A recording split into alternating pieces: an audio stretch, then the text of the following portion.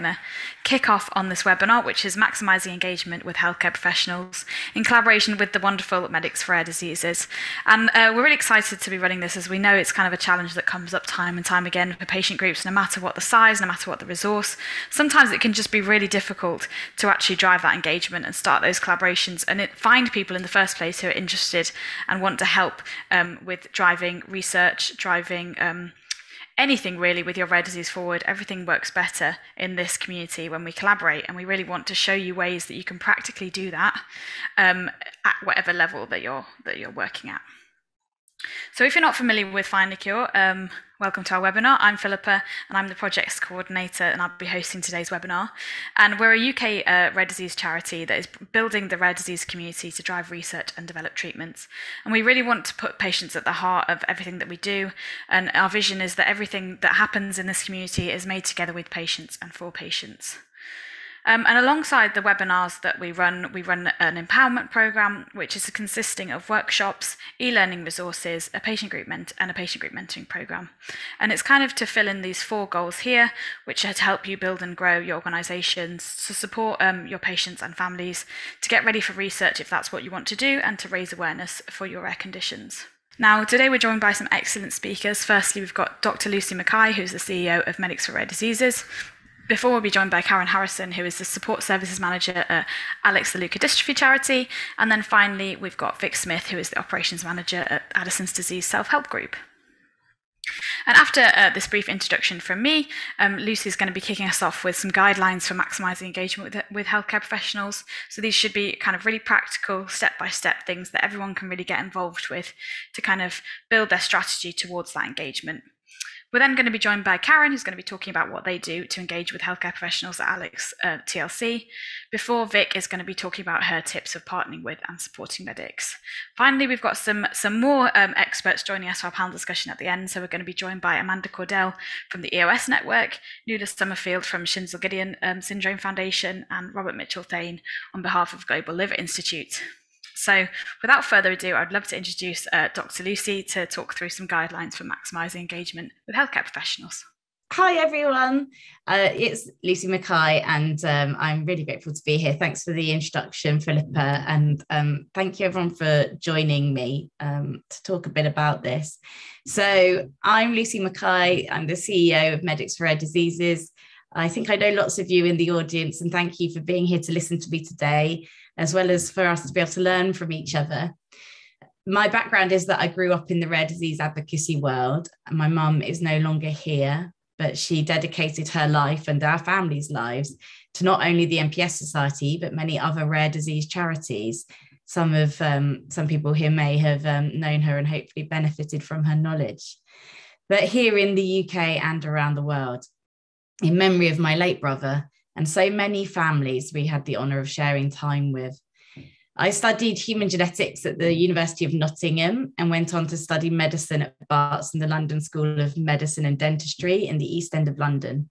During my studies, I had the opportunities to work not only with the MPS Society, but I worked with Well Child, doing some medical writing, and Genes for Genes, doing some fundraising, and also getting advertising space in places like the Metro and things like that for the campaign day. I stopped working clinically as a doctor in 2017, having grown M4RD from a small student society, which started 10 years ago, to a national organisation, and it needed my attention. And I felt I could do more for people in the long term by pursuing my work with M4RD. I have always been a bit of a tech geek, heavily influenced by my brother Ben, and my husband also runs his own business, so we're quite competitive at how we're doing. We bounce a lot of ideas off each other, and he's really helped me think about some of the things we're going to be talking about today. I hope that I can reduce the gap that exists between advocacy and healthcare at the moment, as these two areas really should be working together tightly for all patients. Today, I want to talk to you about maximising your engagement with healthcare professionals, or maybe better put, using your resources wisely when targeting a fairly impenetrable audience such as healthcare professionals. Sometimes it might seem like, that we might have a big pool of medical professionals, because obviously that's where we are. But the whole point in M4RD is that we're also trying to break down this wall into that field and that area. And so we also appreciate how difficult it can be to get people engaged. M4RD are asked a lot about how to get more doctors involved and how to raise awareness. And this prompted us to start creating best practice guidelines for patient advocacy groups in this area. We want to suggest ways that you can use your valuable, limited resources effectively to maximize your impact when reaching out to and working with healthcare professionals. This is based on, 10 years of experience that some of the trustees and I have, as well as Lindsay Weaver, who's sorry she can't be here today. It's for a very important reason. She's gone to visit Father Christmas in Lapland with her son because their previous trip got cancelled. So we're really glad she's being able to do that. But so I will be talking about lower level stuff than Lindsay, or not lower, but really basic level stuff. And I'm going to be presenting a 4-level model that you might be able to use starting at the foundation level. This is the first time we've presented this work. It's definitely up for critique. Please do critique or add or whatever. And also, we don't want to tell you what to do. These are just suggestions. Some will be appropriate and some won't. Some you'll already be doing and some you won't be. And it's just more a guideline. One of the biggest difficulties is that healthcare professionals, or the audience, is big and diverse, just like patients are. The term healthcare professional encompasses a huge group of people consisting of over 300,000 nurses, 112,000 doctors, as well as paramedics, midwives, and 14 allied healthcare professions. Each of these professions will have a unique insight into a patient's experience and will play their own role and have their own limitations to help the patient in their journey. Even with the best wishes and the best of intentions, they might not be able to do it all. Even within one profession, for example, medicine, so being a doctor's skills and experience can vary wildly depending on their training level, the placements they've had, the hospitals they've worked in, and the specialism they are pursuing. And this is all on top of geographical variation and variation between services. Therefore, this one heterogeneous group described as healthcare professionals needs breaking down in order to create specific actions that are achievable for each individual. And also, you will be competing against countless more established, but not necessarily more knowledgeable sources that healthcare professionals are already regularly going to for information about commoner conditions. And if we're being honest, you are potentially competing with each other. There are over 7,000 rare diseases. Obviously, awareness of all of them, it needs to be pursued, but the doctors and the healthcare professionals, they have a limited amount of time, they've got a limited amount of brain capacity. And so you've got to be thinking that there's competition between each other and what we can do about that. So targeting for healthcare professionals can be difficult and expensive when compared to the real return you see. Secondly, you may also have a number of reasons that you need to target healthcare professionals, which can make messages hard to make clear. M4RD would like to propose smart ways that patient advocacy groups can attract and engage healthcare professionals. The key takeaway from this day today is know who you're targeting, which individual in which role, and make your message a specific call to action for that audience, because awareness is hard to measure. What do you want from this awareness, and how many patients will benefit from the awareness? So, and lastly, but the benefit of implementing some of these small changes that I'm going to talk about will be felt by the entire patient community if we are all singing from a similar hymn sheet. There's mounting evidence that most healthcare professionals can't even define a rare disease and underestimate how many people are affected by rare diseases in total. If we all do a little bit of basic rare disease education alongside specific education, we can change this. And there is also a looming workforce gap in rare disease as experts in rare disease areas retire. So involving doctors early on in your disease area is really important, even if they're not experts when they're starting to engage with you. Okay, so that's like my little intro. That's my little intro. And here are our 4 steps.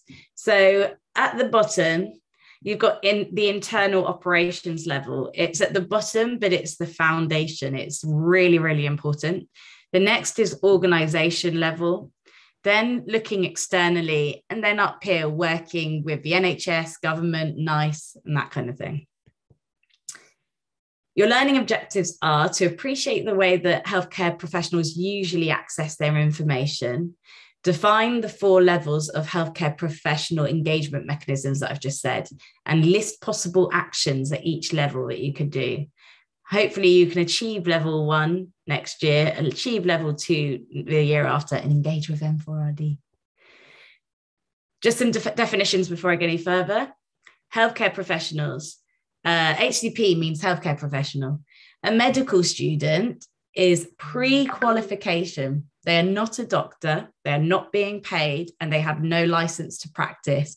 If someone says to you, if you're talking about student doctors, I wasn't allowed to call myself a student doctor when I was a medical student because it's too ambiguous. So medical students aren't practicing doctors. A doctor in training also you might understand as a junior doctor is anyone from the first year of clinical practice when they're being paid to be a doctor, do medicine, until they become a consultant. So that could be 15 years or something, okay? So that's a doctor in training or a junior doctor. I'm going to be talking not in depth about some technical things, but they are important. So keywords, SEO and PPC, but I'll come back to those when I'm actually talking about those. I'm not an expert, but I'm just going to give some vague ideas. So the foundation level that I will be talking about is internal operations. So what's happening within your organization, like what activities you do and things like that. So the foundation level for engaging healthcare professionals should be achievable by all patient groups if they are resourced appropriately, which we know is part of the problem. This is all about looking at your internal operations and activities. Now, this is a packed slide. This is partly so that you can, I don't expect you to read it all. This is so that you can go take it away with you. But first of all, look at your activities. Do you have a strategy for engaging with healthcare professionals? So I don't mean like, oh, we'll try this and we'll try that. Like, as a staff team, as a trustee board, have you got a strategy about who you want to target, what you want them to do, and how you're going to do it? So what's your goal? How at the end of the year will you know that you've done it? Because otherwise approaches might be a bit scattergun, and we all know that is often because of the limited resources that we have. But it might be worth just having a good discussion about exactly what you want in this area. First of all, target a healthcare professional group. So choose a group and know what you're asking from them. So if you are looking for better diagnosis, you've got guidelines, a call to action, who is the group that you need to do that. Is that the GP? Do they need to know lots of in-depth knowledge, or do they just need to know you've got this symptom and that symptom? We need to refer there.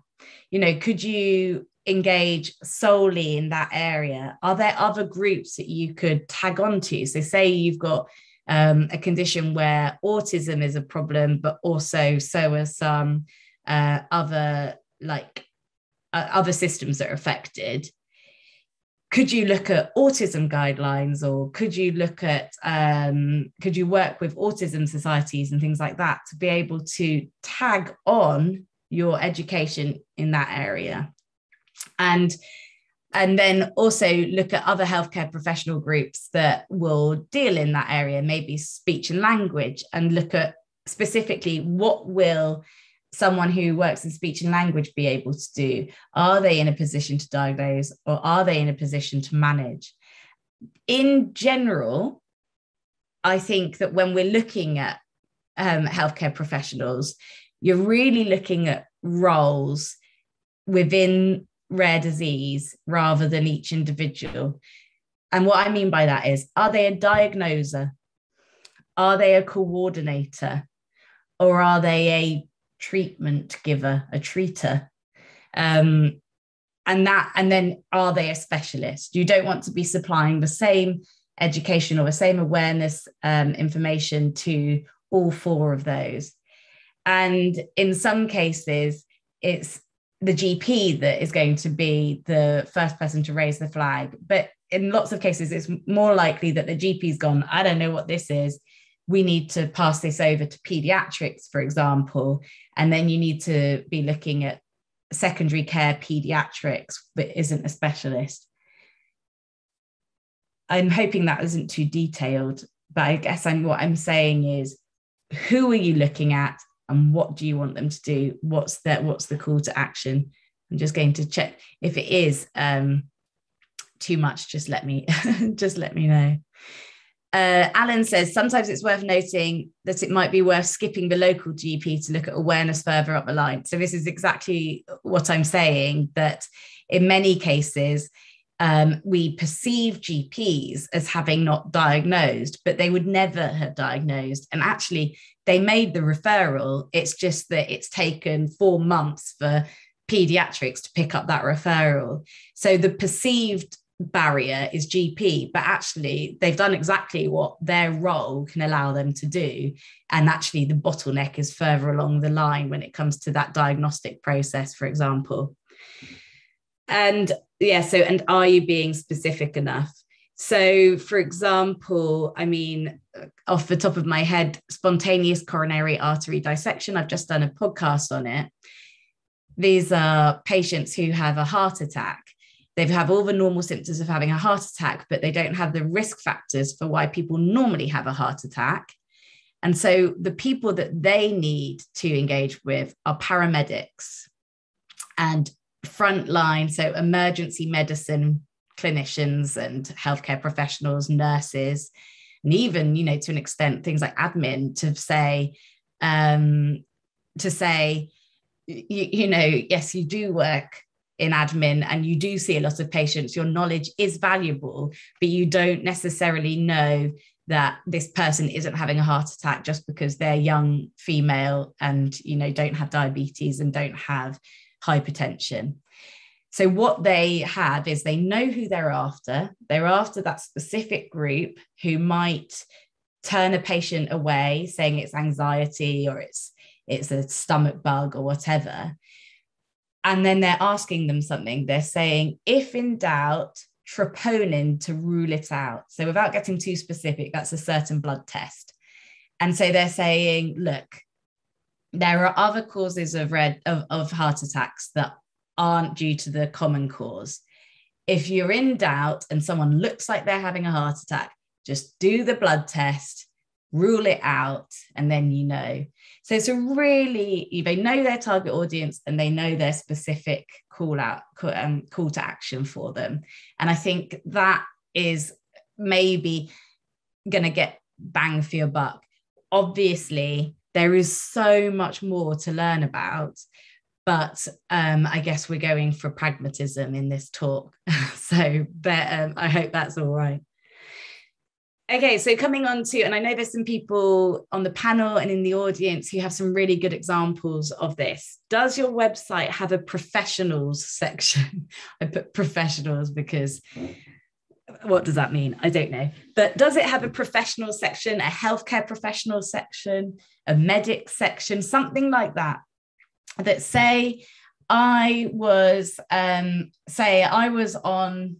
okay, so for once I was working on a postnatal ward. Someone had delivered a baby.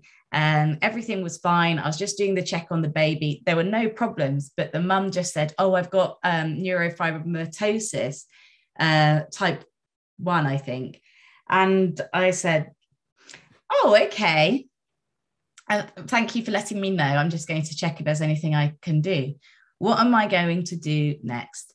I'm going to Google that, because, it's not often that you do have, it's one of the more common rare diseases. But the point is, I used to do these checks every day, and that was the first time that had happened.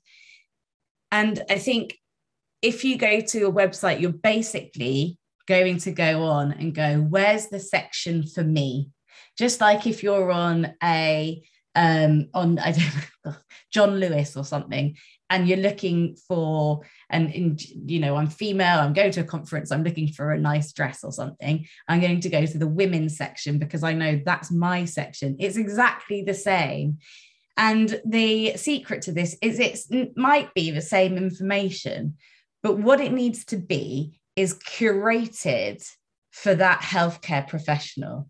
Again, it comes back to, what do you want them to know? So this example, do you have a section on your website that says for healthcare professionals? And then you drop down not using medical language. So you have a description of the condition in medical language that they're going to be able to understand. And then different scenarios. You could say, you have a patient in A&E, you have a patient in your GP, you have a patient in secondary care, or your patient is pregnant, or etc. And if I could go to that and go, oh, right, this is specific information, that is brilliant. What you tend to find with patient advocacy information is, obviously, it's made for patients, families, and that's needed. It is obviously what you do. But what it often means is, when I might go on to it as a healthcare professional needing a just-in-time resource, which is how most medical professionals will access your information. They're not going to be sitting at home, unless they are the specialist, trawling through all rare disease patient groups, in their spare time, partly because they don't have any spare time, but also because how do they know that the condition that they're learning about today is going to be the one rare condition they're going to see in that situation this year?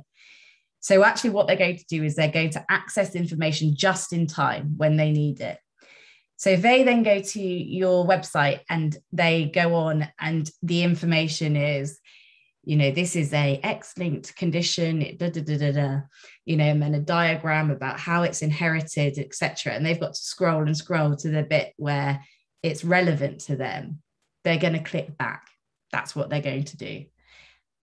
They should understand basic genetics, etc. Also, the argument is that at that point, for the vast majority of situations, is that relevant, or do they need to know how their patient might be affected, what they can do, who they can call? You often find that there are wonderful experts, including the patient group themselves, that are out there who wouldn't be averse to getting a phone call for some help by a well-meaning healthcare professional. Is that written there? Who can you call? Who could you email for more information? Between what hours? And I think that's, and I don't want to,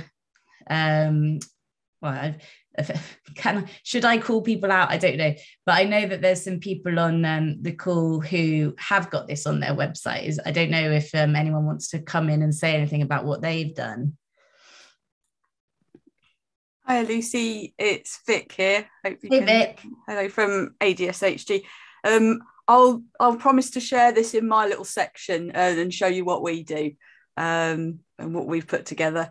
I don't know if we necessarily class ourselves as experts at this sort of stuff, and I'm even learning stuff from you, Lucy, but I promise I'll share some of the screenshots and you can see how we went about it. Well, I was learning from you, Vic, so no worry. And Nala, you've got some bits on your website, because we did some early consultation about this, didn't we? Yeah, hi everybody. This is Nuala Summerfield from the Shinzo-Gideon Syndrome Foundation. It was really useful, Lucy, to have that initial discussion with you when we were building our website, because there's this sort of dilemma of how you pitch the information essentially to the different stakeholders that are going to come to the website. And obviously, you know, yes, you've got the patients, you want to make it accessible and understanding, but as you say, there's a lot of sort of scientific information and perhaps references that you want to include, and where do you put that? So actually having a healthcare professional area, we added that to our website. I think that's been really useful. Listening to you has reminded me I need to go in and really refine it, because I think it's a work in progress, but it's there as a separate section. I think that is a really valuable thing to have. We probably need to separate ours so that it's clinical information versus sort of preclinical research. But as I said, it's a work in progress. Well, yeah, and I think exactly, it's the same with M4RD. It's just this constant, strive for doing a little bit better each time you re-look at these things, isn't it? But yeah, exactly that. And also always take those chances to define, you know, maybe put a little box in or a bit that says a little, while you're here, a little bit about rare disease. A rare disease is one that affects fewer than, you know, learn more about rare disease here, and stick rare disease 101 in there, because, you know, the more medical professionals, healthcare professionals that we can have just becoming like rare disease allies, you know, so they know where to go and they tell their colleagues. You know, I used to say all the time, oh, have you tried the patient group, to my colleagues when I was working as a doctor, and making that an understood and sort of a knee-jerk reaction is really good as well. And not all of your points to the, you know, not all of your guidelines have to be clinical. Remember, like, it's or what we call clinical. It may not come to people's minds to refer the patient to you guys. Is that other patient aware that we exist and we might be able to support them and things like that? So remember to big yourselves up too. Hi Lucy, it's Karen here. Sorry, I just want to add one more thing. And also we have a professional section, and make sure in that section that your contact details are very clear there as well. So, because doctors don't search for contact details, so make it really clear if you have an email address or a website that it's included in that page.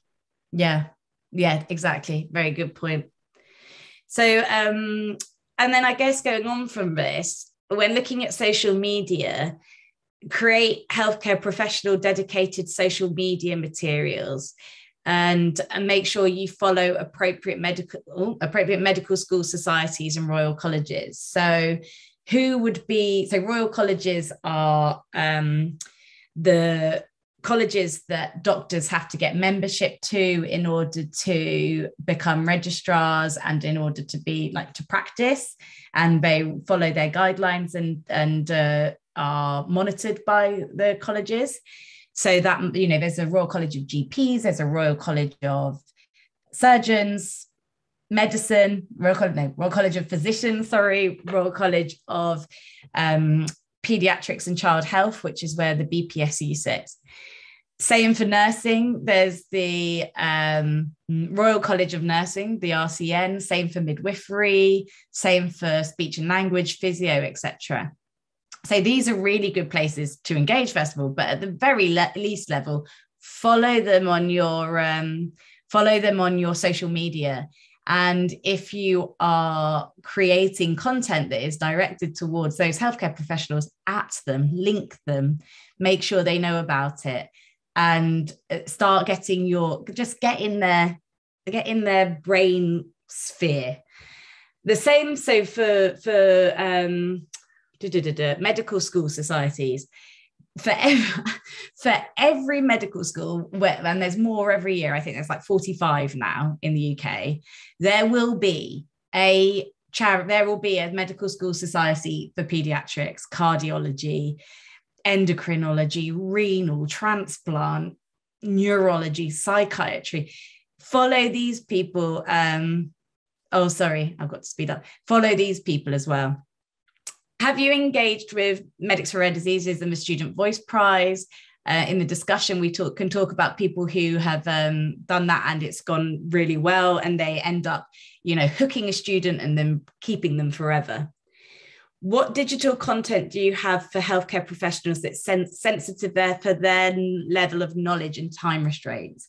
Videos. Where did I used to go? YouTube. Short videos that don't have kind of sad music in the background, just punchy videos about what needs to be done, make them directed. Remember that they don't necessarily have that much time. Try to make it's like the opposite of translating things into language that is available to everyone. It's like translating it back for healthcare professionals. Have you considered SEO of your website so that your site comes up for healthcare professionals searching for information on your disease? SEO, that's search engine optimization. It's the process of optimizing your web pages to rank in Google's organic results. So this isn't advertising. This is if someone puts in your disease, what comes up top of that Google list. Google will look through your website and decide how relevant you are to that search and rank you appropriately. It's hard because you're competing against Medscape, NHS, WebMD, all of these, but make sure that you have looked at how you are using language in your content on your website. I've got a link for a video that's going to explain this better than me. But it's looking for keywords. Keywords are the words and phrases that people type into search engines to find what they're looking for. So your keyword is likely to be the disease you represent. Is that in your name? Is it in, where have you got it in your content, and see how high you rank? You can also sorry to interrupt, Lucy, I've got another tip there as well. If the NHS is the top one for your condition, have a chat with the NHS and get yourselves on that page. Absolutely, Vic, absolutely. And tell them if it's not all right as well. You can also pay for advertising in this way, which is pay-per-click advertising, but that's something for another day. And have a dedicated page on your website about rare disease in general, linked to Rare Disease 101. The next is organization level, which is the second one I'm going to spend some time on. Sorry, Philippa. The second level is about your organization as a whole. Decisions and your decisions you make and follow up may take longer to make, but could potentially put you in a much stronger position long term. Review your organization's name. It can be a hard one because there's very good reasons why organizations start with a certain name, but then maybe over time they've evolved and what they do isn't encompassed in that name anymore. This might be the name of a person who started the organization, or it was made for a person, or maybe what you do has changed. Remember that when they Google you, will healthcare professionals look at the name of your organization and think it's what they need in order to find out information that they need at that moment? Is it easy to remember? And will it help you rank higher in Google searches because it's the keyword? Look at your constitution and strategy. Does it explicitly say anything about healthcare professional engagement? If not, should it? And again, going back to that strategy, what's your plan? Review your trustee board. I call this grow a specialist, recruit a medical student or a doctor and other healthcare professionals to the board. If you don't have a healthcare professional, then who's interested, or if you don't, just get one in that area. Is someone interested in urology, in dermatology? Grow them, because they take a long time to make specialists. If you start now, you might have one in 15 years or so. But also it just brings a really important point of view. When you're doing things and you've got the person there that you're targeting, they'll be able to tell you if it's going to work or not, maybe. If appropriate, you can appoint a medical advisory board. or maybe just a subcommittee, something not quite so big, and they could help create guidelines or to create education. Maybe you could have alert cards for patients that could be handed out to doctors with online content via QR code. So, they go to A&E and they go, I've got this rare disease. You need to check out this website, hand over a business card with a QR code on it, send them to some good information. Publish research to add to medical literature. I know, Nuala, you're doing something on this. Yes, absolutely. So we're an ultra rare condition. And I think just as you said, Lucy, finding an expert is very difficult when there may be only a couple of clinicians around the world who've seen enough children to feel that they're comfortable with the condition. So essentially, we have put together a medical and scientific advisory board, although if you speak to the individual clinicians, they certainly wouldn't call themselves experts yet. But as you say, they hopefully will be in the coming years. And one of them is going to put together a gene review for us, which is a peer-reviewed paper on our condition. And that sort of involves a literature search and talking to other experts, not necessarily in the condition, but more in the different I suppose, symptoms that these children have. And then hopefully with that, we can then develop a centre of expertise at this particular hospital, which, although we're a UK registered charity, is in the US. But again, using telehealth, I think, that's a way forward to try to involve as many of our international families as possible. And then hopefully once this centre has seen enough of our children, we can start putting together standard of care guidelines, because those are so critical when you've got, in our case, an ultra rare condition that affects multiple different organ systems, so that the doctors on the ground essentially know what to do for these children in terms of their care. So it's there are quite a few steps, but we're trying to do sort of one step at a time. And I think, as you said, the first step is engaging a medical professional who may not be an expert, but they're interested. And in our case, we have engaged somebody who's got experience in other rare diseases that share a similar phenotype. So in her case, she's an expert in Angelman's and Prader-Willi. There are overlapping phenotypes with our condition, and so that makes it, I think, easier for her to work on our condition and already come in with some level of knowledge about how you manage these children. Thank you. Yeah, exactly. And when I first came to this area, I found it really hard to reference things that weren't peer reviewed, because that's what you're told. You are told you do not reference things that aren't peer reviewed. But in rare disease, there's loads of information out there, but it's not been put through peer review process and then published in a medical journal. I'm sure you'll all be sitting on really good surveys and data and information that might not have been published, but if it goes into the medical literature, you are adding to the amount of rare disease literature that is out there that then can be analysed. And so, a goal for next year could be recruit a healthcare professional to help you publish some data, because they will then get some authorship, which is good for their CV, and you will be putting more information out there into peer-reviewed data. So third level is about working with external organizations and contractors so that you can expand your reach. My main thing about this is work with Medscape. So I'm on the Medscape teaching committee. They have a brand new rare disease hub. Everyone has a hub, right? But this is Medscape. Medscape already is the biggest online education provider for doctors in the world. And they are taking rare disease from some handful of rare diseases under each specialty to putting it up here next to all of the other specialties for the first time ever. So join the M4RD mailing list to make sure you don't miss out on these opportunities, and look out for Medscape.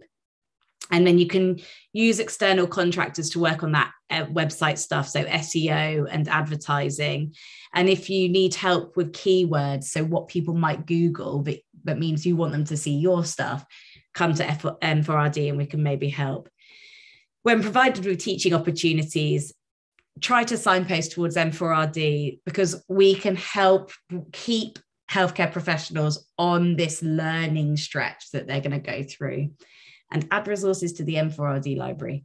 I'm going to skip the next level, partly because this is where Lindsay comes in, but also because I think it's probably less relevant to the majority of patient groups, except for join the Department of Health and Social Care Framework online forum and add your voice. Here's your homework. Try and complete level 1 by a year, if it's appropriate. Same for level 2 in 2 years. Google your disease. What do you get? Which websites come up that a medic might go to? Can you improve your SEO? And can you make sure those websites are saying the right stuff? Here's a link about SEO and sign up here to get on the exchange with the Department of Health. Thank you. And sorry for taking too much time. Philippa. Thanks so much, Lucy. It's fine. It's all absolutely brilliant stuff. I'm just aware that we've got like an hour and a half cut off, but I will be getting those slides. So any questions, we're sharing the slides and any questions, because I know I've whizzed through it. Thanks so much, Lucy. And we'll be talking to some of the people who kind of came in earlier a bit later as well, if you have any more questions. For now, I'd love to introduce Karen Harrison from Alex TLC to speak about what they've done to engage healthcare professionals. Hi, Philippa. Hi, Karen. Everyone. I have to just share my screen. Get the slides up. Great. That's perfect. Thanks, Karen. Thanks, Philippa. So as Philippa's already introduced me, I'm Karen Harrison and I'm the Sport Services Manager of Alex Leukodystrophy charity. So this is our story. So small beginnings. Our founder, Sarah Hunt, had 2 sons diagnosed with adrenal leukodystrophy. She realised that there was little or no support for families. There was one very tiny support group. And Sarah went along to a picnic lunch in London and met a handful of people. But there really wasn't any kind of ongoing support and anyone to kind of pull these families together.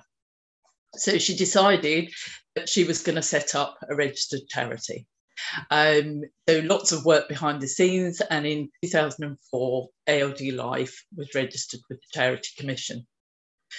The trustee board was made up of family and friends, and very small. Sarah was with her home phone at her kitchen table, and she used known healthcare professionals. So the healthcare professionals who were looking after her son, got them on board, talked to them, and got advice from them.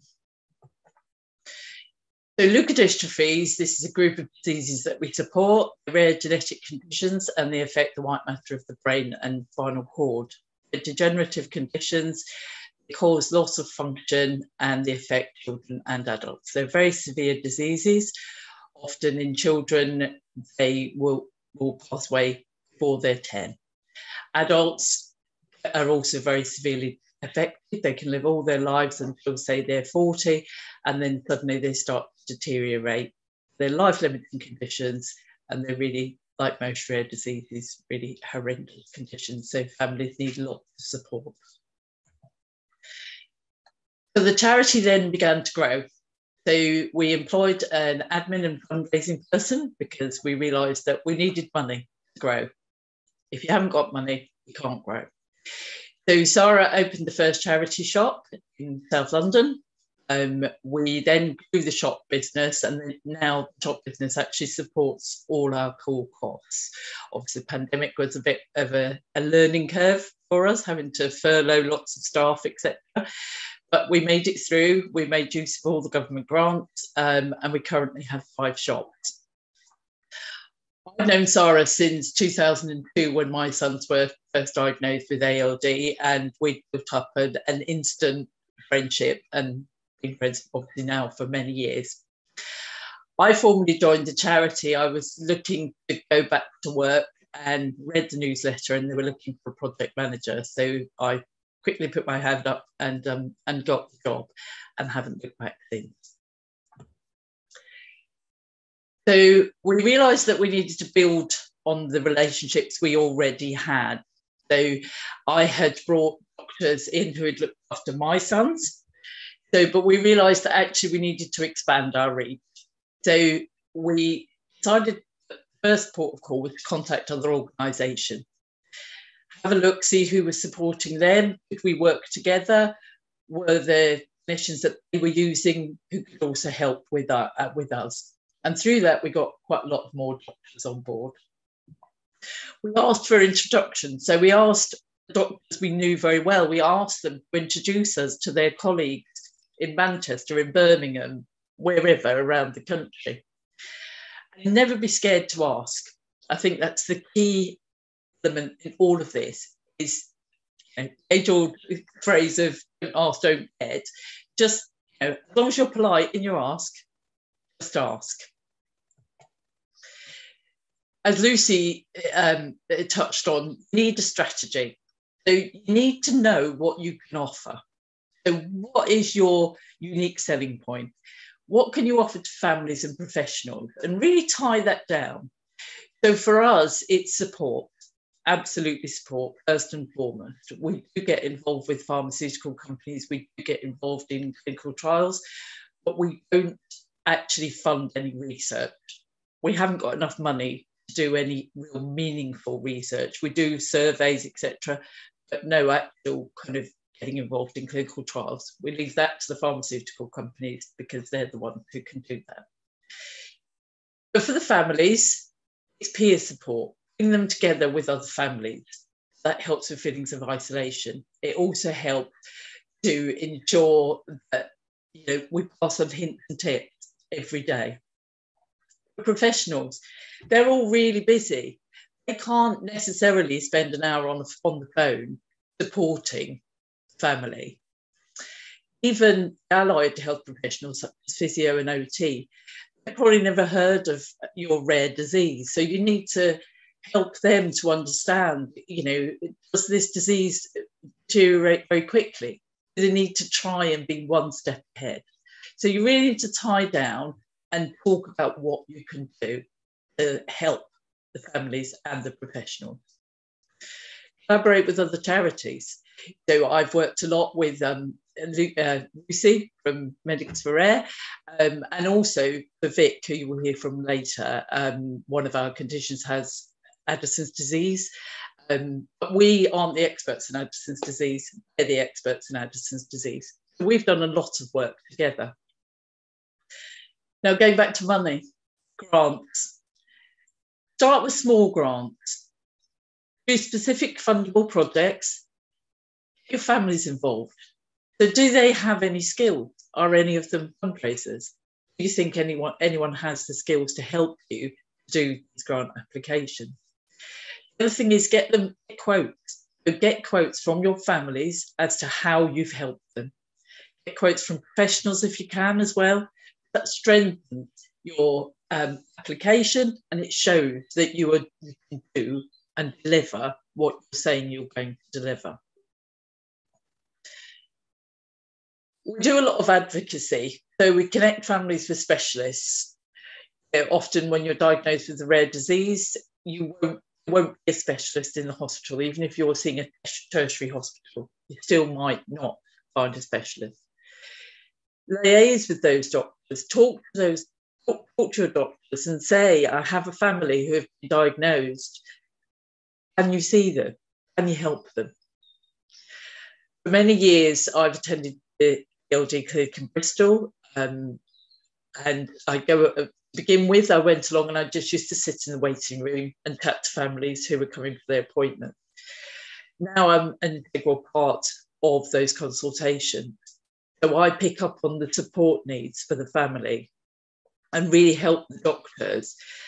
Often a lot of our conversations are about benefits or they need new equipment. So that's the kind of thing that I can really pick up on and help. I often attend consultations with healthcare professionals. And as I've said, offer the help that the doctors really want to provide, but they just haven't got time. You can also be there to take notes for the family. So whilst you're in a consultation with a doctor, you often miss what the doctor has said. You come away and you think, oh gosh, what did they actually say? It's really good for you to be even just in the background taking notes. You can also be their voice. You can be the family's voice. You can prompt them to ask the questions that they've asked you.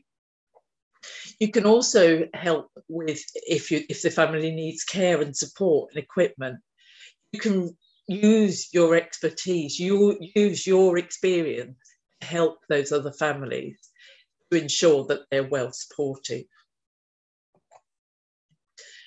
So presentation and awareness, find opportunities, share your story. Your story, most people who set up charities are affected by the disease. So share your story. It's the most powerful tool you have. Share what went well, share what went wrong, share your struggles, and use those experiences to raise awareness and to actually bring about the real face of rare disease. I presented at a M4RD meeting at the Royal Society for Medicine, and in the audience was a medical student, and she'd never heard of leukodystrophy. She didn't actually know what it was. She was on her rotation and was in on the Evelina in the children's ward, and the very next week she had to support a family with adrenal leukodystrophy. And through listening to my presentation, she knew what adrenal leukodystrophy was, and she had a really good idea of what that family was going through and how she could support them. And in fact, we were invited back to share our story, which was really powerful for the other healthcare professionals sitting in the audience. Of course, it's really important that you know your subject matter. So don't try and talk about things that you don't understand. Don't try to make your presentation really medical, because the richness of your presentation is your story. And talk, talk, talk. Lots of you know who know me will know that I do like to talk, and it's just important. Just talk about your disease, talk about your story, about your families that you support, talk about their stories. So just a little bit more on presentation. So I was invited to do my first presentation, thought I couldn't do it, was very, very nervous. Of course, these were in the days where we actually were face to face. So I shared my family story and about what we did with the charity. This led to further invitations, and I have presented many times in the last 10 years. So Royal Society for Medicine, I presented medical schools, helping to educate students, medical students, and conferences. And now we're actually being invited to present at conferences which are not only condition specific, but talking about rare disease, talking about genetics, and like today, talking about how you can grow your charity. So as you get more well known, the more opportunities you get, and therefore then the wider reach you have. I've also presented several times in Europe and been lucky enough to be invited to present several times in the US. Professional bodies, so find professional bodies. Again, Lucy touched on this. So 2 examples of professional bodies that are associated with our diseases are the British Paediatric Neurology Association and the Society for Endocrinology. These professional associations are really keen now to engage with charities and support groups. So get involved with them. It can really help to support you. One very good example with the Society for Endocrinology is that, as I mentioned, adrenal leukodystrophy is a very rare cause of adrenal insufficiency. In none of the literature from the Society was this mentioned. So with a lot of patience and tenacity and over a couple of years of talking to Society, they now have included adrenal leukodystrophy as a cause of Addison's disease. And that's so helpful for our families. So it also helps with diagnosis. So it helps those doctors to diagnose our patients. Stands at conferences. Again, it's much easier when you're face to face, because you're behind a table, you've got a plethora of healthcare professionals in front of you. Have your banner, go and talk to them. It's a great way to also engage with other patient groups. Attend conferences yourself. So go and listen to the conferences, listen to what the doctors are saying, find out, keep yourself up to date, and always introduce yourself. So introduce yourself, introduce the charity, and have your kind of script for what you can help those professionals with. So in 2019, we were approached by specialists and asked if we could offer any further support for the rest of their genetic leukodystrophies, because there was no support out there for many of them.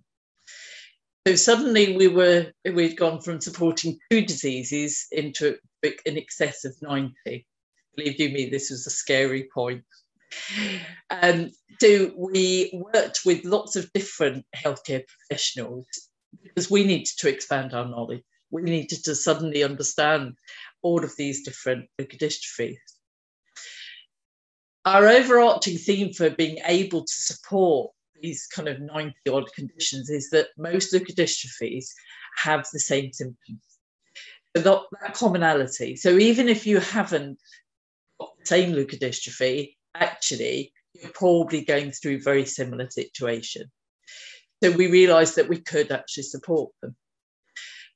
Again, Lucy mentioned this about the name of the charity. So we realised that ALD Life, we had to change the name. This was really difficult for us because ALD Life was known around the world. Would people still know it was us? What could we do? So after much head scratching and soul searching, we came up with Alex, the Leukodystrophy charity. Alex was Sarah's son's name, who she lost when he was 19 to adrenal leukodystrophy. And coincidentally, I'd also lost my son called Alex. So it seemed to work. The Leukodystrophy charity just says what we do. And very fortunately, it actually shortens to Alex TLC, which makes it sound very welcoming. So you really do, as Lucy said, have to think about your name. Make sure people know who you are. So visibility. So we were well known for ALD and AMN, but we knew we needed to reach others. We had our new website and made sure, we've always made sure that our information can be trusted by families and by healthcare professionals. So all of the healthcare information and disease information on our website is thoroughly read and checked by the specialists. So we know that what we're saying is correct. And that's a really important fact to ensure that people are aware of.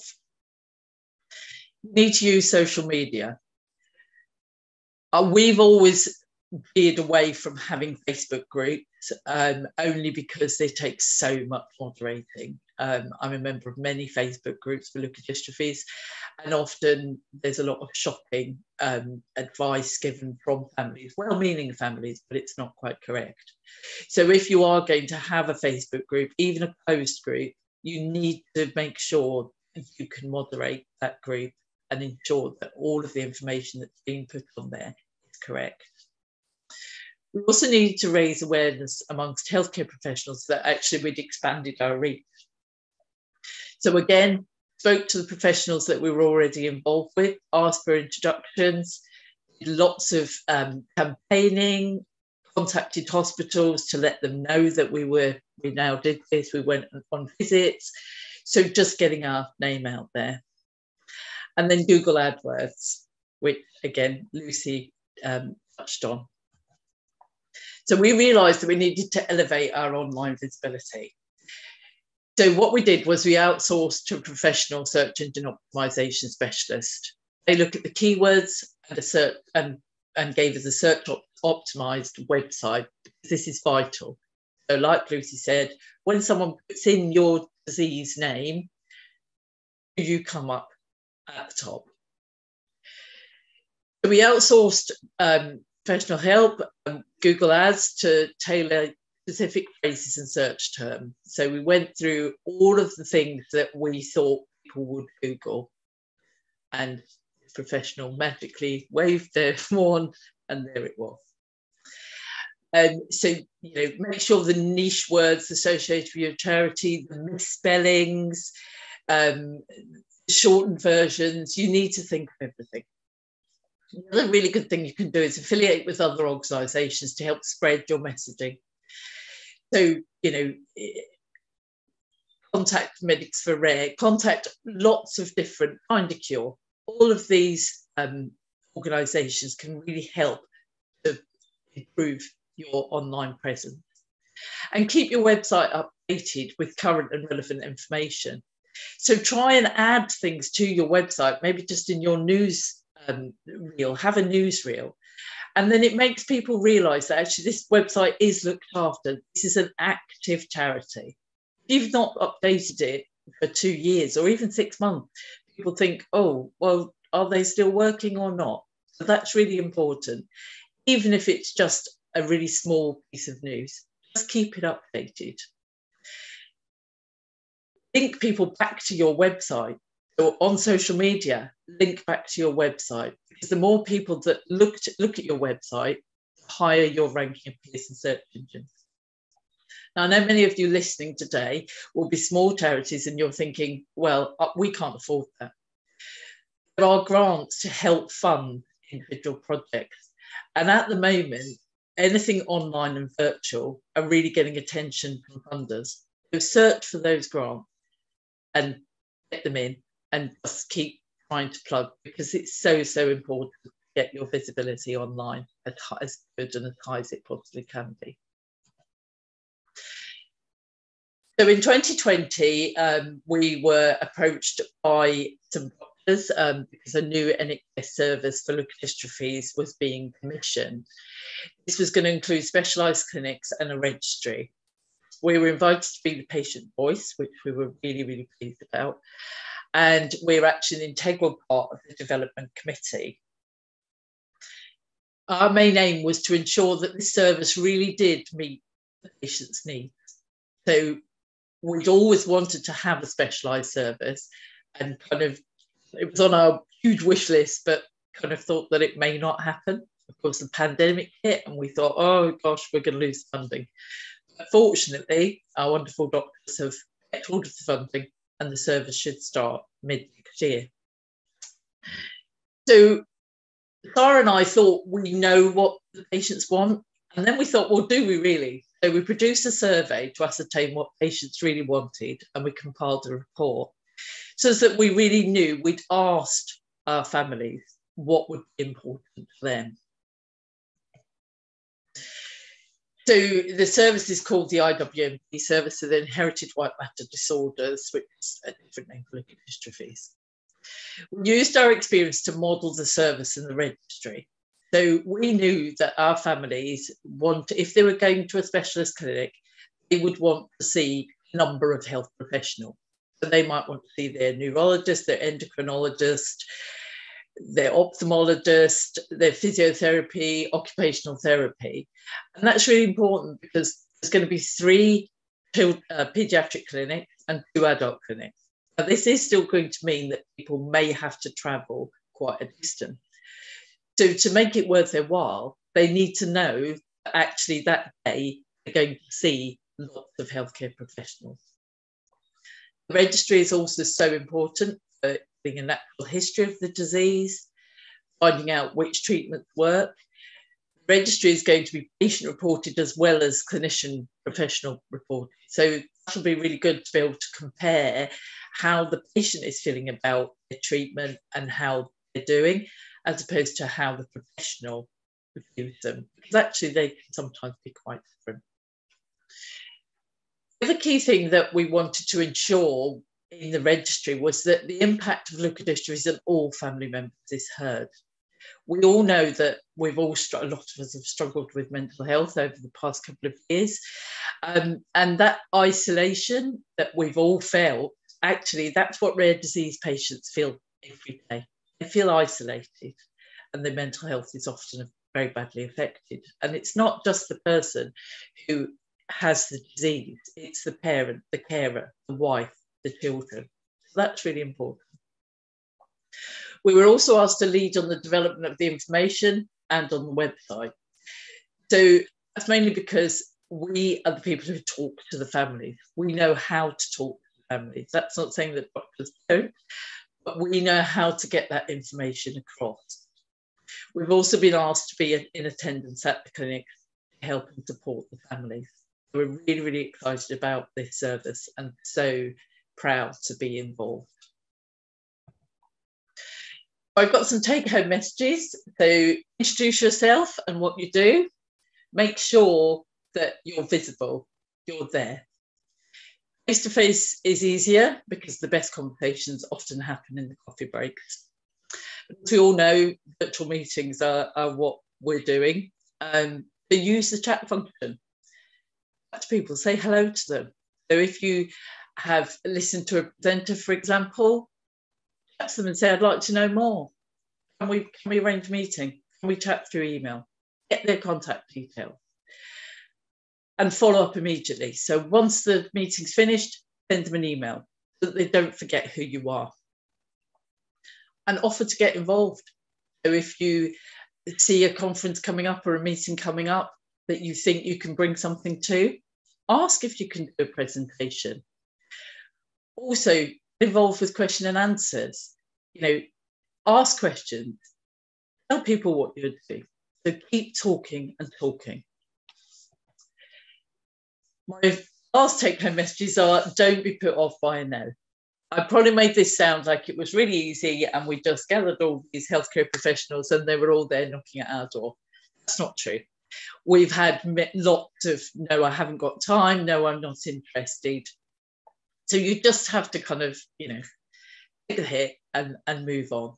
And you need to believe in yourself. What you're doing is so, so important. You're not just a little charity helping people. You are there, you're offering a valuable service and you need to believe that you can do that. Push yourself out of your comfort zone. So you may not be used to going up and chatting to people, but you need to. You've just got to sort of take a deep breath and just go and introduce yourself. It's also important if you see someone who you know and they are talking to someone else, ask for an introduction. And grab every single opportunity. Grab it with both hands. And be confident, even if you don't feel like you're being confident. Put that act on, smile, and just go for it. So I just wanted to end with some statistics. So, as I said, we started in 2004 from Sarah's kitchen table. We've supported 1,735 families since 2004. Last year alone, we welcomed 92 beneficiaries. Last year, we attended 204 meetings and 23 conferences. As you can see, we were pretty busy. So I just want to end with some encouragement. Really, you can do it. You can start from that one person charity and you can build and grow and get yourself known. And if we can ever help in any way, then please do get in contact with us. Thank you for listening. Thanks so much, Karen. Hopefully people can see me now. And thank you so much for sharing your experiences in those lessons with us. I'm sure they'll be really helpful to everyone here. I'm just really quickly going to introduce Vic Smith now, who is Operations Manager at Addison's Disease Self-Help Group, to do the final presentation before we run into the Q&A and panel discussion. We are running a little bit behind, but hopefully we'll have some time for questions with the panellists at the end. So over to you, Vic. Thank you. I'm going to try and share the correct screen. So bear with me, hope everyone can hear. Is that looking okay? Yeah, that's the right one. Lovely, that's good. Okay, so the great thing is that our colleagues, Karen and Lucy, have said a lot of the things that I was going to say and embellish those. So I'll be able to obviously highlight a few different things for you and do this a little bit quicker. So Philippa can carry on with her agenda as well and get the panellists talking. So I'm Vic Smith, Operations Manager at the Addison's Disease Self-Help Group. And here are some photos of our current clinical panel, a brilliant bunch. And you can see they're happy and enthusiastic characters and have been absolutely brilliant. We also, so Karen had Sarah, we had Dina. She started in 1984 and allowed me to inherit a wonderful group of people in a clinical panel already. So what my job really has been is to just make sure that that flourishes. So I'm going to just give you some top tips from how we've partnered with and supported medics. So I'm hoping now it's going to go to the next slide. Next slide. Here we go. So I'm really pleased Karen mentioned your USP as a charity. So obviously marketing and sales, it's your unique sales proposition, but I like to know it as the unique standpoint of patients. We've got that unique standpoint. And as Karen was saying, we're there when clinic time is limited and we can bridge that clinic gap. And what we did was we went to a conference and actually said that. And made it really clear and focused a patient's voice session at the European Conference for Endocrinology and listed out the things that we can offer that the medical profession might find really useful in working with their patients, especially when clinics aren't running in the usual fashion or aren't happening at all. We can bridge that gap. So that's something to really sell about yourself. And thanks to Living with CAR Pituitary and Alex TLC for working with us on that. And you can see how aligned we found ourselves. And I suppose some of you will also find that you've got similar parallels in what you offer. Nice busy slide, and I like a lot of arrows. But basically what I want to talk about really is an important thing is this is a two-way street. This is a relationship like any other. So if you're going to engage these medics, for us endocrinologists and GPs and paramedics and so on, it needs to be that two-way street, some give and take. So if you need things from medics, so for example, the arrows pointing towards us on the left-hand side are verifying our publications, making sure they're accurate, bringing new insights, bringing us new contacts. They have amazing address books, these people, and championing you as a charity. Give something back, show them what you can give back to them.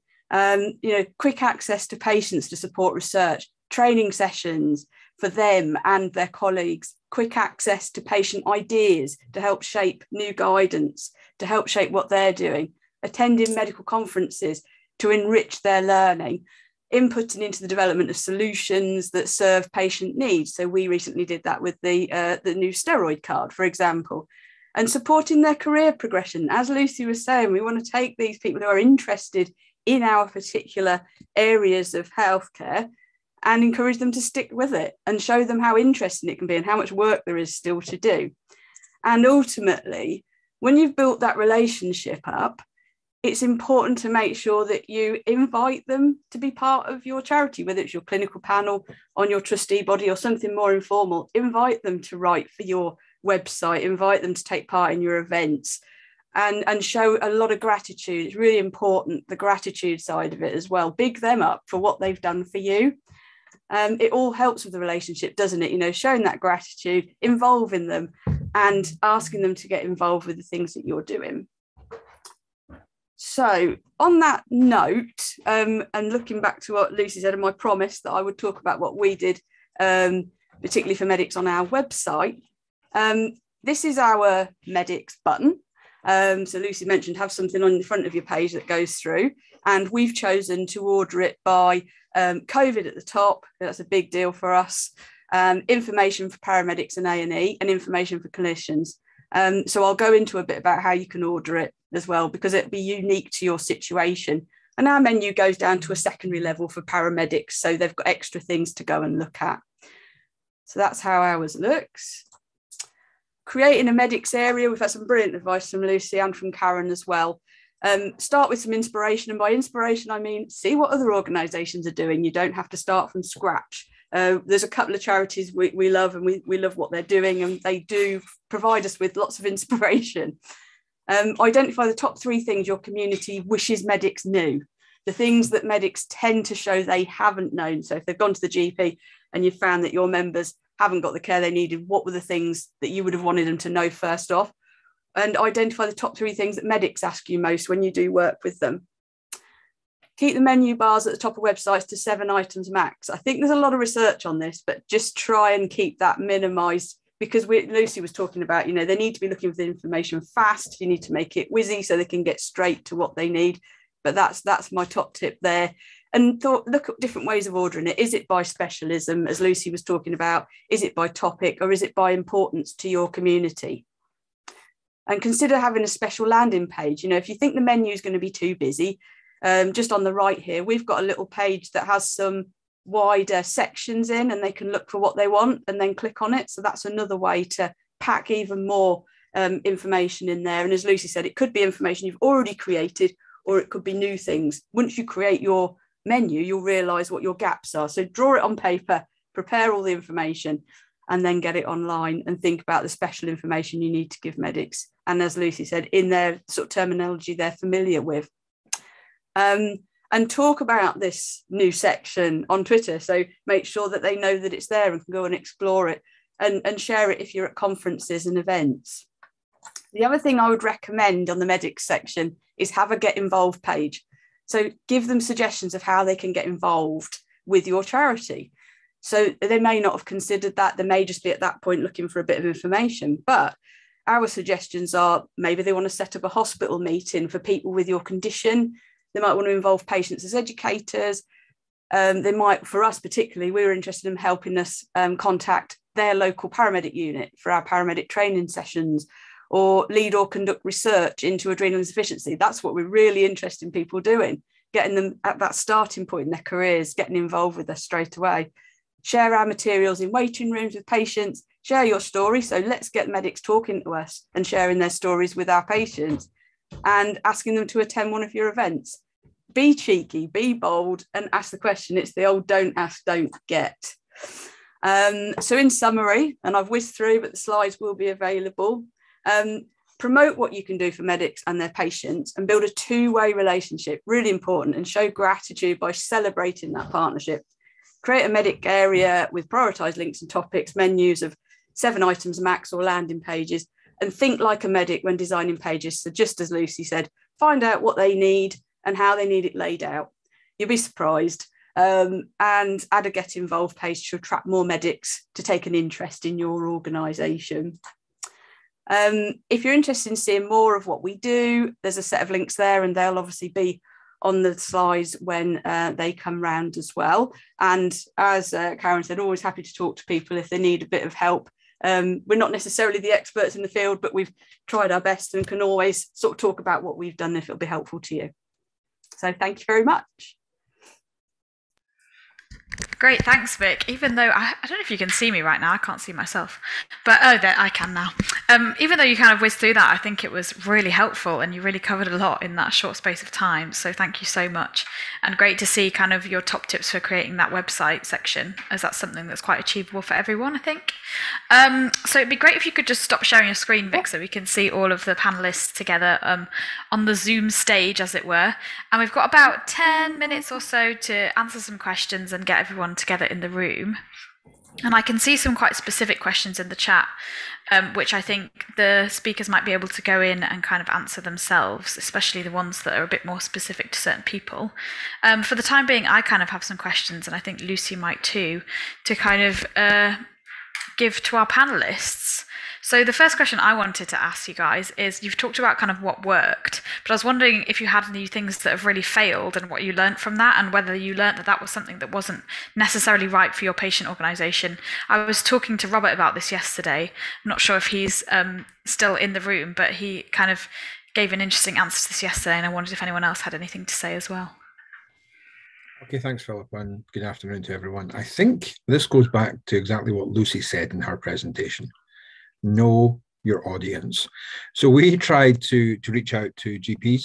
I was working for the PBC Foundation at the time. PBC is a rare autoimmune liver condition. And for a rare condition, it affects this amount of the population, and yet it takes up this amount of liver transplants for adult women. So we thought it was incredibly important that it should be diagnosed earlier, treated earlier, and all of those kind of things. So we reached out and tried to educate GPs. And we just didn't know our audience, and we didn't know the pressures on their timing. This was pre-COVID. And in 2 efforts using ODNs to outreach, we got absolutely no GPs at all attending these CME-approved education platforms. And I think, you know, we just missed the bus. We just missed what's important to GPs, and just didn't quite communicate that in a way that was helpful to them, or indeed motivating to them. Thanks, Robert. Oh, I don't know if Lucy has anything to add there, but I see that Nuala, you've also unmuted. Didn't know if you wanted to add anything. I think for us, when we were putting our scientific and medical advisory board together, there's a temptation to reach out to the sort of most well-known, eminent clinicians, and often they are unbelievably busy and stretched and may already be, you know, on other boards. And when you're a small, new, ultra rare charity, we did get quite a few people saying, you know, love what you're doing, but we just don't have time. So we engaged with clinicians sort of earlier in their profession, and actually they have been amazing to work with because they're dedicated, they're enthusiastic, they have the time, and they're excited about becoming experts, you know, in an area that perhaps there aren't many other, you know, experts in. So for that was, for us, that was a real lesson. I agree. And also, do you know the other thing about people who are really high up? It's a long time since they were on the ward, or it's a long time since they were buried in their clinic room in the same way. Obviously, everyone is working really hard, but that being able to remember what it's like is so, so important. And I think that's why early years is really, really important. And Robert, on that, I think that the way that these things need to be advertised is really important as well. That, you know, you need to attach your information to a large, say like a larger disease area, and then come in with your information there. And Karen did this with the RCGP the other week. I did a talk for the Royal College of GPs with Will Evans, who's a GP. I did rare disease basics. And by the way, 30% of these GPs thought that a rare disease, it was more, 40% of these GPs thought a rare disease was one that affected fewer than 1 in 2 million. Some do, but not the majority of rare disease. So they really don't think this is on their radar. But Karen did a really great talk in the way that you use your experience, the larger rare disease experience, but also provide some really good tidbits about that specific disease is really good. Patient voice at every single meeting is really important. Great, thanks guys. I can see Karen and Amanda also unmuted. Didn't know if you wanted to add anything to that. Yeah, and I was just going to agree completely with Lucy that actually, are volunteering to speak at or being invited to speak at sort of more generic conferences, you can still use that platform to ensure that you're talking about your disease as well. So it's really important to get involved in as much as you possibly can. So bear with me, because I've jumped in at the last minute. So if I repeat anything that anybody said or out of place, then I apologise completely, because I'm completely new in on the conversation. I think one of the things that I think is really important for those people who are still at the level of patient group and not got themselves to the point that they want to have this interaction with healthcare professionals, but maybe they're at the beginning of their journey with their patient advocacy, is to remember right from the beginning, even though you're a small patient group, to set the tone that you want to become this professional organisation, because you will need to be professional if you want to interact with healthcare professionals. Even if you're led, like me, as a parent, who started founding a group as a parent, and you are passionate from a patient position, you need to be a bit like Wurzel Gummidge. You need to have different heads for different times when you're in different rooms. And even if, as Karen said, you put on a different persona, it's the persona you need to have when you're dealing with these healthcare professionals. You're not a medic, you're not a doctor, but you kind of need to take on the air that you are, because you need to have that confidence in that room. When you're still in that patient group scenario and you're running your patient organisation, communicating with very passionate, desperate sometimes parents, patients, you need to set that tone in those conversations, in those social media channels, with rules and regulations as to how those conversations go, because there will come a point when you've grown, it will happen without you realising it, and you may have other people listening into those social conversations, and you always want to have that mindset that eventually you want to have this professionalism. And it's not just about the rules, it's about you as an organisation setting the tone in the conversation. And for us, it was one of the reasons why we developed a healthcare professional section to our organisation, because for me as a parent, one of the key things that we most desperately needed was support from medical professionals.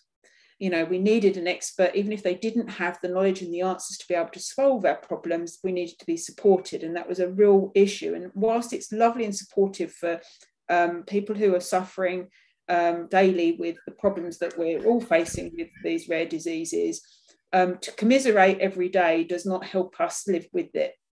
It's a part of help coping with living it, but we want other solutions. And so we need to set this tone with that in mind further ahead. Thanks. Thank you so much, Amanda, and thanks for coming in to join this panel discussion. I just wanted to draw on Robert there, actually, because we were having a conversation yesterday, and it was really about having those conversations, but also not being afraid to ask the questions. And I think you really summed it up nicely, Robert, yesterday. So I wondered if you could talk about that again, just for the attendees now. Thank you. So, I'm 18 years down the line now. I've learned many lessons. I think the biggest lesson is never, ever be afraid to ask the question. I had one particular experience where I had a doctor from Spain who was determined that fatigue wasn't an issue for PBC patients. And 10 minutes later, providing data, citing sources, and all of those kind of things, we had a very different conversation. But through that conversation, through asking the difficult questions, through standing my ground and using the data that's available to us, that opened up a whole series of other doors where I was invited to take part in this conversation, invited to be part of this committee. I'm now on the NHS England CRG for hepatobiliary and pancreatic diseases. And it's through that ability and recognition of actually being willing to ask the difficult questions, to stand my ground, and to use the data that's provided to us and the mandate given to us to actually fight our corner. Thanks so much, Robert. Wondered if there's any more questions from either people attending, more general ones to the panel, or from Lucy, if you've got any more questions. One of the worst techniques we can have is berating the medical professionals involved, partly because we don't always know who was the person holding up the delay, or who was the person not allowing that service. Some of these things can be very hard to pull apart. And just like I would always say to every healthcare professional, start your consultation with someone with a rare disease by saying, I don't know everything about this rare disease, but I do know the impact rare diseases can have and how difficult that must be for you. Please talk to me about it. If you are trying to engage medics, try and go into their land. Say, I realize that you might feel like I'm asking a lot from you. You are very busy. I appreciate you've got more than you'll ever be able to understand, ever be able to learn. But I just want to give you some really, really pragmatic tips. And I think that acknowledgement first, and then reassuring you then you're going to help them, helps ease them in. So thanks for saying that. I think one of my worst moments was, I know a lot about leukodystrophies, but I'm not a doctor, I'm not medically trained. And I got into a conversation with the doctor and I really didn't understand what he was saying because he was using lots of medical terminology, huge long words. And I stood there smiling and nodding, thinking I have no idea what you're saying. And I walked away from that conversation very, very embarrassed and thought, I can't speak to that doctor again because he now thinks that, I've got this huge understanding. And so I learned very quickly that even as the patient voice from a charity is very well known, we also don't know everything. So it's fine for us to ask questions as well and to ask the healthcare professionals and the doctors, actually, what does that mean? So don't be afraid to show that you don't know everything because no one can possibly know everything. So I think it's important that, you're truthful and honest as well. And I think you're absolutely right. I think it's important for us as patient organisations, even when we get further down the line, like Robert said, I'm 18 years into this. I've read many medical papers, probably more than some of the new trainees that come through, part of guideline groups, and you do become a patient expert in your own right, but we don't know everything.